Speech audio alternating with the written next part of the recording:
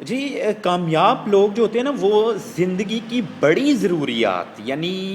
بڑی ضروریات بڑے مقاصد کے لیے محنت کرتے ہیں، ٹھیک ہے؟ جبکہ ایک ناکام لوگ ان کی زندگی کا مقصد ہی صرف اپنے گھر کا کچن چلانا ہوتا ہے،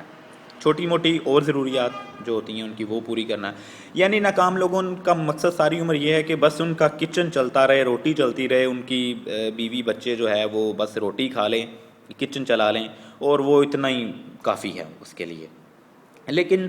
جو کامیاب لوگ ہوتے ہیں وہ یہ ان کا ایک پارٹ بھی نہیں ہوتا ان کے مقاصد میں۔ یہ تو کہتے ہیں ایک سمپل بات ہے، انہوں نے کچھ بہت گریٹ کرنے کا سوچا ہوتا ہے، ٹھیک ہے، بہت یعنی بہت اچھا۔ اور یہی وجہ ہے کہ چھوٹی سوچ رکھنے والا جو کوئی بڑا کام نہیں کر پاتا، یعنی جس کی سوچ ہی ایک کچن چلانا ہے، وہ گاڑی کیسے ایجاد کر سکتا ہے؟ جس کی سوچ ہی صرف کچن چلانا ہے اپنے گھر کا،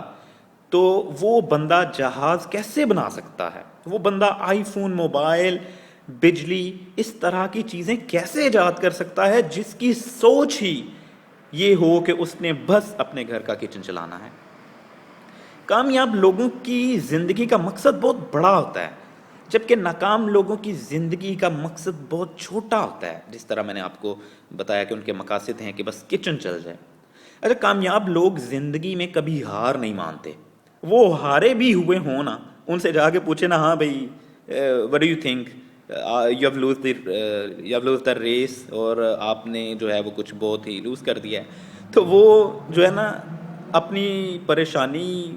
ہوگی بھی تو اس کو شو نہیں کریں گے، وہ مسکرائیں گے، اسے کہیں گے نہیں، وہ تب بھی ہار نہیں مانتے، وہ یعنی وہ ہار کے بھی ہار نہیں مانتے،